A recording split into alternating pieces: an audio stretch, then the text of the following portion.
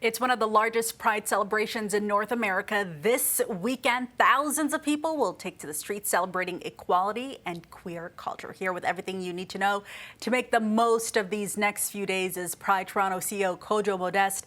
Thanks so much for being with us. Thanks for having me again, and happy Pride. Happy Pride. How much sleep are you getting these days, by the way? You know what? Average 3-4 hours a night on the high end. Because there's just so much to do, so much celebrating going on. We've seen so many events happening all month long, but it's really starting to ramp up. This is the weekend. You want to clear your schedule and enjoy these Pride festivities. So I want to start with the headliners coming to town. I'm particularly excited about one. Yeah, so you know what? We have an array of, amazing talent that are going to be here this weekend. And, folks have been asking for more of Priyanka. Priyanka is a local, icon, a local drag performer, but just has done an amazing job. And Priyanka will be leading, the stage on Saturday at Nathan Phillips Square. But on Sunday, we have an amazing talent, in Anne-Marie that's going to be blessing our Wellesley stage. And again, just bringing real queer joy to our community. So, and I mean, this is only two of many, because I strongly believe that every artist that gets onto Pride Toronto stage is a headliner. Because you know what? They may not have 1 million followers today, but that's where it starts. It starts on Pride stages. I love that. I'm so excited for Anne-Marie, by the way. She is an icon in her own right.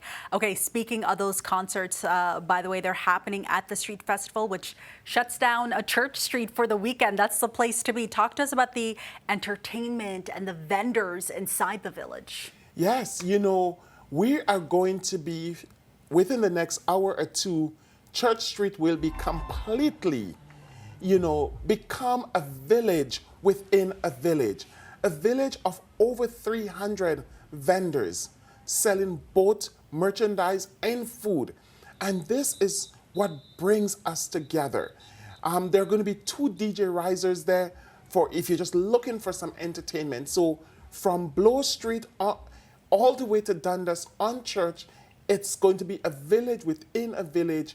So please come out, support the queer community, buy something, just have fun, because that's what Pride is all about. It really brings people together during this weekend. And speaking of village, it really takes a village to bring these events and celebrations together. So I want to talk about something that we've touched on here on City News about the loss of some major corporate donors here. So I'm wondering, we spoke about this before, as we're just a few days away from the big parade on Sunday. How is the loss of those donors impacting the events and the parade?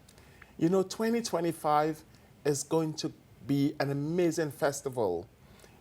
Coming out of, individual corporations pulling out, we've had some amazing Canadian companies step forward. Canadian Tire, Rona, No Frills, Shoppers Drug Mart, just to name a few, have said, we want to be there. We want to support.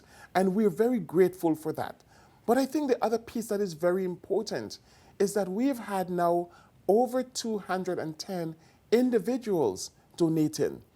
And we've raised over, $18,000. And we believe that is going to grow over the weekend. So we've also seen many Torontonians saying, we want Pride to remain free. We want Pride to continue to be a staple within the Toronto community. And we're very grateful. So despite the corporate sponsors that have pulled out, 2025 will be an amazing festival. Nothing can stop Pride Toronto. I do want to ask you one final question here. As somebody who is the leading Pride Toronto here, and you've been with the organization for a while now, what's the one thing that really sticks out to you? As executive director for Pride Toronto, what brings the biggest joy to me, 2 things. One is the Trans Rally. The Trans Rally, it's a constant reminder for me that there are many of my siblings that are not able to be their authentic self because over 65 countries in the world, it is still illegal to be queer. But I tell you, every time I see the diversity that is on Pride stages, you know, last night we had the Latinx, you know, and we're looking forward to, you know, the Middle Eastern, the South Asian, the East Asian, the Black, you know, the sober Pride. It brings Pride to life.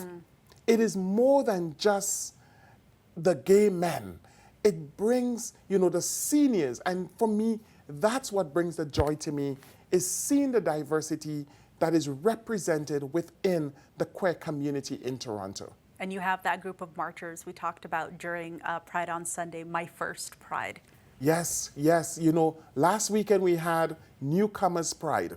These are for newcomers to Canada. And this Sunday, you are going to see My First Pride. And these are not just people that are new to Canada. There are many folks that are, this is their coming out. This is going to be their coming out Pride. And they get to march. They get to say, this is my first Pride.